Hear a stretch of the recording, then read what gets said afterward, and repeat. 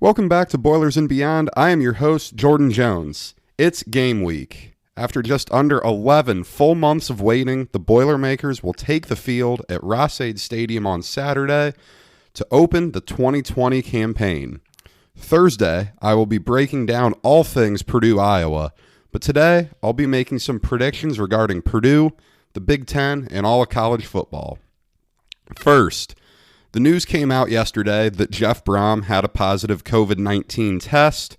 Purdue Athletics released a statement stating that it was a presumed positive test from an antigen test, which he took on Sunday. During Brohm's weekly press conference today, Monday, he confirmed that he is positive for COVID-19. Brohm announced that his brother, co-offensive coordinator Brian Brohm, will act as head coach for the time he misses. This is not much of a surprise to me, as Brian has been in the Purdue program since 2017. New defensive coordinator Bob Diaco does have head coaching experience, but with it being his first season in the Purdue program, Brian Brohm makes the most sense. Brian Brohm has typically coached from the press box, so his transition to an on-field role will be different, but I think he is the most prepared assistant coach for this instance. I'm not really sure what else to say about this, as I don't have too much clarity, and I think it's a much more wait-and-see approach. Teams without their head coach haven't been struggling as much as you may think, but losing a good coach like Brohm is a big loss for Purdue. In his press conference, Brohm indicated that he'll be missing the next 10 days, which would allow him to return for the Week 2 game at Illinois. I do wish Coach Brohm the best. He reported that he did have symptoms of COVID-19, and having been in that position myself of being symptomatic, it is a very, very boring 10 days. I hope he's able to bounce back quickly and return to the sidelines as soon as possible. Now, to get into the Big Ten standings predictions, that's such an interesting year in the Big Ten because with a 9-game conference-only schedule, it makes predicting standings a little different. Teams won't have the opportunity to get into rhythm against Group of 5 and FCS opponents the way they normally do. And I don't think there's ever been a year where you look so much at crossover games between the East and West as being as important as they are this year. Now, when you look at those crossover games, Purdue may be the biggest winner as they avoided the top 3 programs in the Big Ten East in Ohio State, Penn State, and Michigan, and they got the worst team in the East in Rutgers. Nebraska, on the other hand, got the absolute worst draw. They faced both Ohio State and Penn State early on in the season, who are probably going to be the 2 best teams in the conference as a whole. Now, we'll go ahead and dive into our predictions now. Over in the East, the clear number 1 favorite is the Ohio State Buckeyes. They are clearly the best team in the conference. They have the clear best player in the conference in quarterback Justin Fields. They have 2 elite players who decided to opt back into the season recently with offensive lineman Wyatt Davis and defensive back Shaun Wade. Both those guys are going to be first-round NFL draft picks, so bringing them back is tremendously important. Ohio State ended last season 13-1 with a brutal loss to Clemson in the playoff semifinal. I expect them to be 9-0 heading into the playoff this season, and we will see where it goes from there. If there is a weakness on this Ohio State team, it's that they don't have a ton of returning starters on defense, only 4. That may be a stretch to call that a weakness, though. They reload those positions so well with former elite recruits who have been waiting for a couple years, getting stronger and faster, waiting their turn to get on the field. Behind Ohio State at number 2, I'm going to go with the Penn State Nittany Lions. James Franklin has done a really good job following up Bill O'Brien there. He brings back quarterback Sean Clifford, who was pretty solid last year, and I think he'll really see some good improvement this year now that he's had a full year of starting experience. He has a really good tailback behind him in Journey Brown. He averaged nearly 7 yards per carry last year. And they have a projected first-round draft pick in tight end Pat Freiermuth, who may be Sean Clifford's leading target this year out of the tight end spot. On defense, they did lose standout linebacker Micah Parsons to opt out, but they do have a monster in defensive end Shaka Toney. He's going to require double teams from opposing offensive lines all year. Similar to Ohio State, they only have 4 returning starters on defense. It's a talented group. They may lack a little experience, but Penn State's going to be favored in all of their games besides the matchup with the Buckeyes. At number 3, I will go up north to the Michigan Wolverines. I have a lot of questions for the offense with Michigan this year. They had a 2-man quarterback battle, and then Dylan McCaffrey elected to opt out of the season, leaving Joe Milton as the starter. Milton has not made a start for the Wolverines. He is a big arm guy. He has a massive 6'5", 245-pound frame. You know, they do have talented skill position players around him. You look at running back Zach Charbonnet, receivers Nico Collins and Ronnie Bell. They should help Milton get comfortable. They have a really good player on defense and defensive end Aiden Hutchinson.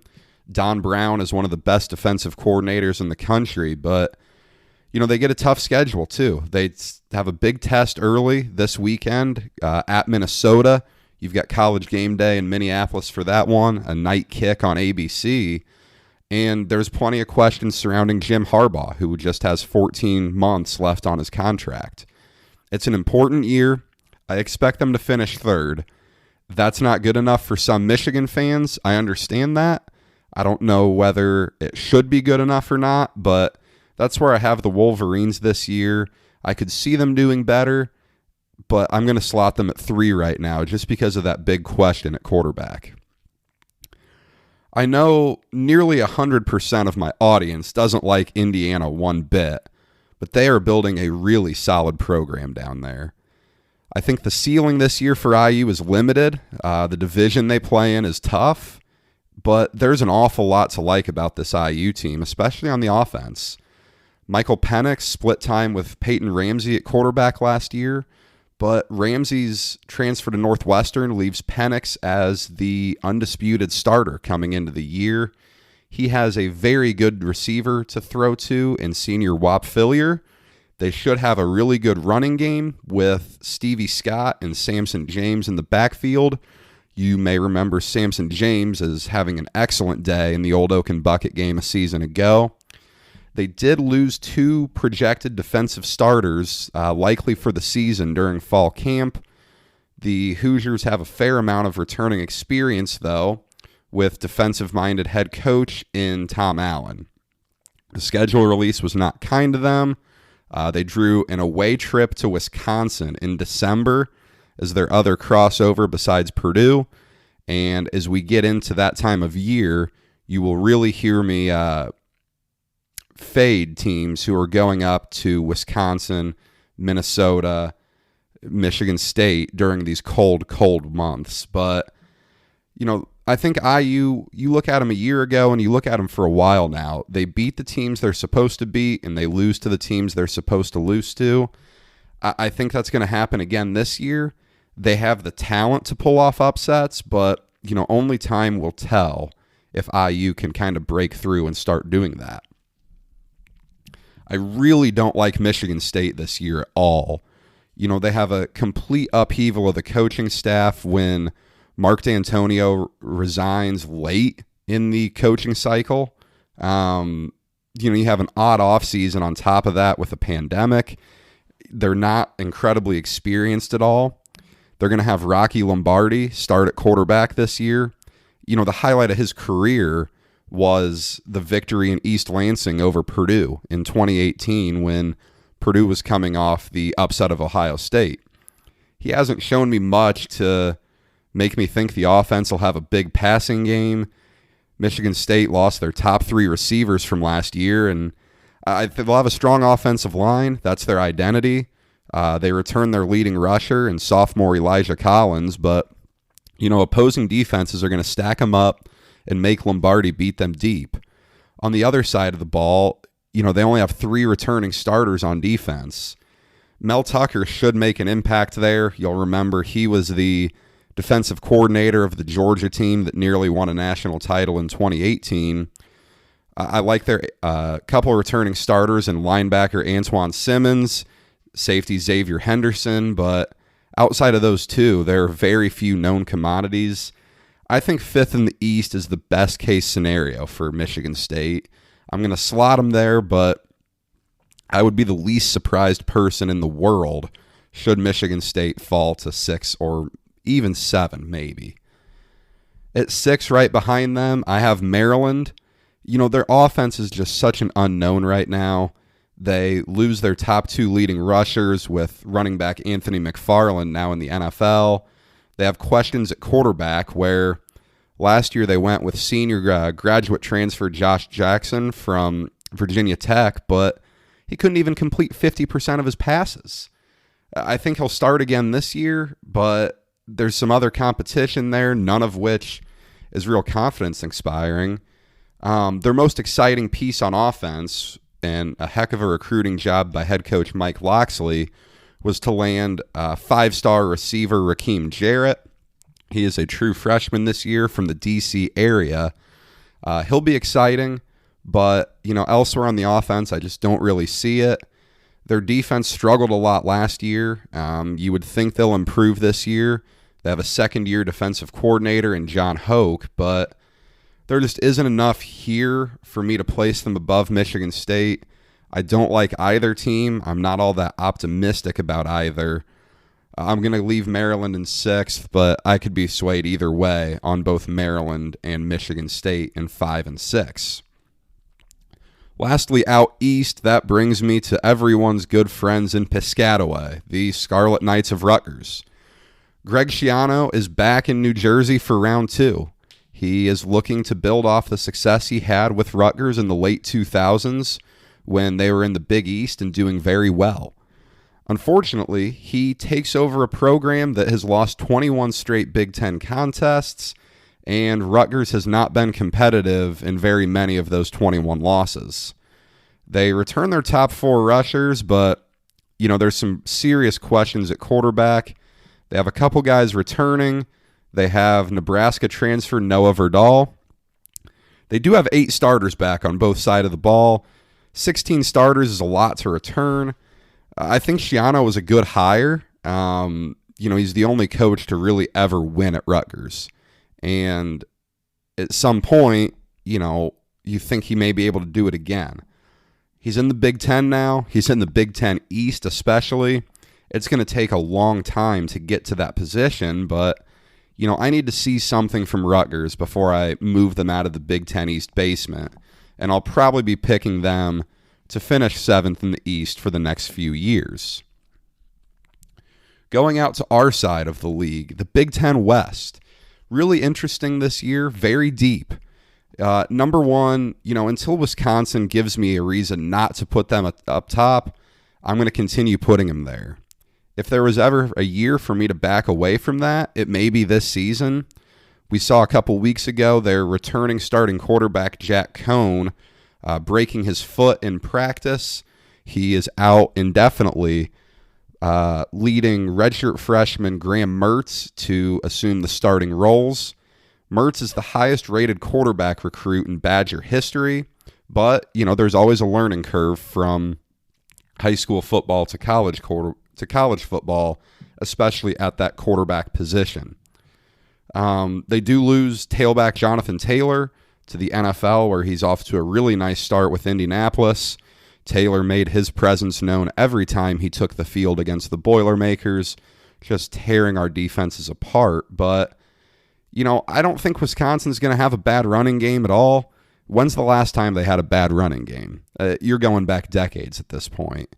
They're big up front. They have some returning starters at receiver, same at tight end. I'm not too worried at all on the offensive side. And then on defense, they get 9 starters back from a defense that was really, really good a season ago. We saw them pitch a couple shutouts early on, and they're going to be playing in more cold weather games this year. That's something that always helps Wisconsin. They may slip up somewhere along the way. They have matchups against Minnesota and Michigan that aren't going to be easy, but, Wisconsin's going to finish up top in the West, whether it's 8-0 or 7-1. Right behind them, and I mean right behind them, I have the Golden Gophers from Minnesota. They had a breakout year last year. They finished 11-2. They beat Auburn in a bowl game that really finished the year strong. Look, Fleck isn't popular among opposing fan bases. He is cocky. He's arrogant. He lets you know that. But he's a very, very good coach. We saw it at Western Michigan. We're seeing it now in Minneapolis. Quarterback Tanner Morgan is unbelievable. He was very, very good for Minnesota last year. And, he returns this year with star wide receiver Rashad Bateman opting back into the season. Very similar situation there to Rondale Moore. Muhammad Ibrahim was a good running back 2 for Minnesota last year. He'll move into a more bell cow role this year, but with 5 starters returning on the offensive line in front of him, I really think Minnesota is going to be one of the Big Ten's most formidable offenses, maybe even second behind Ohio State. They lose a ton on defense, however. Only 4 starters return. The defense was really good last year, allowing just 22 points a game. Most notably, they lose All-American safety Antoine Winfield, who's now in a starting role with the Tampa Bay Buccaneers. 3 of their returning starters are in the secondary. That should help the pass game, but I am concerned about Minnesota up front, where they have 1 returning starter in the front 7, and you're going to play a lot of cold weather games this year where running the ball is going to happen early and often. I like this team a lot. They're going to play in a lot of high-scoring games, but I do expect a good year from Fleck and company to keep them up towards the top in the Big Ten West. Look, I'm not sure where to go after Wisconsin and Minnesota here, so I'll be very optimistic and put Purdue at number 3. Purdue should be putting up a lot of points. I think the defense will be improved. They haven't beat Wisconsin since 2003. They play a late November night game in Minneapolis. I'm not sure I'm very optimistic about Purdue's chances in those 2, but, they get Rutgers as a crossover. Iowa, Northwestern, Nebraska, all home games. I'm not very confident in this placement, but give me the Boilers at number 3 in the West. Right behind them, I have their season-opening opponent in the Iowa Hawkeyes. On paper, I think they should be a pretty solid team this year. They return their top 2 running backs. They return their top 5 wide receivers from a team that went 10-3 last year, but I am hesitant. They dealt with a lot of turmoil this offseason with some accusations of racism within the program becoming very public. Head coach Kirk Ferentz came into lots of questioning. He parted ways with longtime strength coach Chris Doyle. Due to the sensitive nature there, I have my doubts about the team. They have an unproven quarterback in sophomore Spencer Petras, and they don't really have the type of explosive player on D that they are accustomed to having. Because of all this, I'll predict a small step back from the Hawkeyes in 4th place this year, but if you tell me that Iowa is going to finish higher than that, I would not be surprised one bit. I'm really high on Northwestern this year after a brutal, unusual 3-9 record last year. They return a nation-high 19 starters from last season, and we're not talking about a program that recruits a lot of instant impact players. Fitz develops his players really well. They are not usually freshman impact guys. They add graduate transfer quarterback Peyton Ramsey from Indiana. He had a really strong career in Bloomington, and he's going to be big to help an offense that was abysmal at quarterback play last year. 4 starters are back up front on the offensive line. Nearly every relevant skill position player is back. I think their offense is going to go a lot better this year. I think they're going to put up some points. And on the other side of the ball, they have 2 elite linebackers in Blake Gallagher and Patty Fisher, who are somehow still there.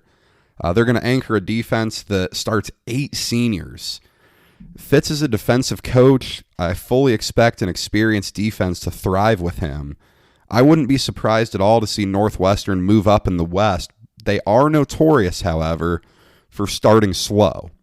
And this year, with a conference-only schedule, you cannot afford to start slow, especially with a very winnable first game against Maryland. Oh, Nebraska. Last year began with so much fanfare out in Lincoln. The Huskers closed as the favorite to win the Big Ten West on the sports books, and then they came out and went 5-7. Expectations have been really high for Scott Frost, but now that he's in year 3, they're going to be very high. They returned 10 starters on offense, including their 2-year starting quarterback, Adrian Martinez, who also closed as one of the Heisman favorites last year. Gotta love Nebraska fans. They get back leading rusher Dedrick Mills and their second leading receiver in Wan'Dale Robinson, who was once a major Purdue recruiting target. Martinez, again, so much hype ahead of last year. He was really underwhelming. Less than 2,000 yards passing, only 10 passing touchdowns. On the other side, that black shirt defense that they love to talk about, it was really average last year. They only returned 5 starters from that group. The strength of this year's group is going to be in the back 7. The defensive line's pretty thin. With so many starters back on offense, I could see Nebraska finishing higher, but I'm really skeptical of Adrian Martinez, and I think now it may be time to start looking at Scott Frost and wondering, was his work at UCF really as impressive as we think it is? Finally, at number 7, I'm going to go with the Fighting Illini.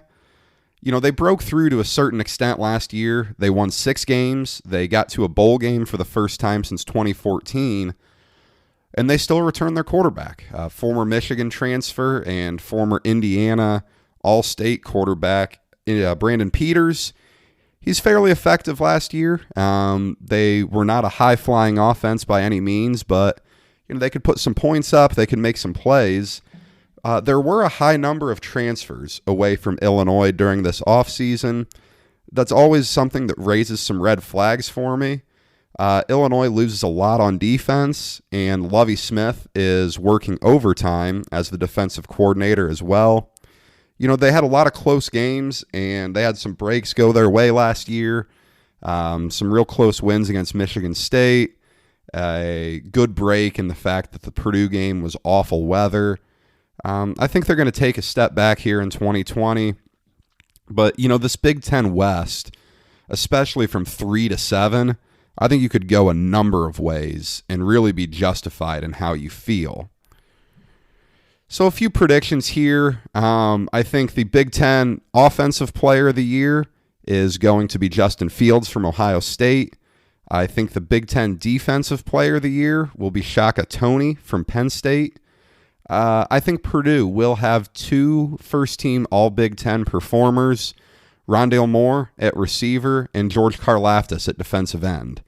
I don't know if this is the boldest take.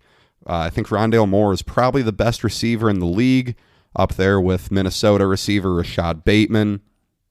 Karlaftis has a lot of competition here. I think Penn State's Shaka Toney will be aside him. Michigan's Aiden Hutchinson is very good as well. I think the second team All-Big Ten is going to be loaded with Boilermakers. I can see 5 players getting up there. Wide receiver David Bell. Obviously he's a great player. Great year last year. He's going to get a lot more looks this year in single coverage with Rondale coming back. I think offensive lineman Grant Hermans has a really good chance to get some praise here. We haven't seen a lot of that from Purdue offensive linemen recently, but I think he's going to wrap up his Purdue career with a very nice senior season. Defensive lineman Lorenzo Neal had a really strong 2018 campaign, missed all of last year with an ACL. I think he's going to be eager to prove to NFL scouts that he's all the way back, and I think he's going to have a really solid year here in 2020. J.D. Dellinger is a rock-solid kicker for Purdue. 13 of 16 last year. I think he's going to be just as good this year, and he's been working a ton on consistency inside 40 yards. I think that's going to show this year, especially when so many games are going to be in very poor kicking conditions when that ball really feels like a rock down there. Finally, I'm going to put Rondale Moore as an all Big Ten kickoff returner on the second team. It's well documented that Purdue's special teams have been awful. They have not returned a kick to the house since 2013, but I think they're going to do it this year. There's not as many touchbacks late in the season when the ball doesn't fly as well off the foot, and Rondale Moore is going to break free and take one to the house for 6. Another prediction here, I do think Jack Plummer and Aiden O'Connell are each going to make starts at quarterback for Purdue this season. In his press conference today, Jeff Brohm did indicate that he knows who his starter will be. He did not release that name in typical Brohm fashion. He said he thinks he has 3 options there. Obviously, Plummer, O'Connell, and UCLA graduate transfer Austin Burton. I think Plummer and O'Connell each make starts this year. I don't know how much of a difference there really was between the two last year. They both made some good plays. They both made some poor plays. But, I do want to note, I'm not endorsing this idea. Having watched Brohm for the last 3 years, there's just a quick trigger when it comes to the quarterback position. If Plummer doesn't get it done early on or the offense is struggling to find the end zone, we're going to see O'Connell take the reins. I don't know about Austin Burton.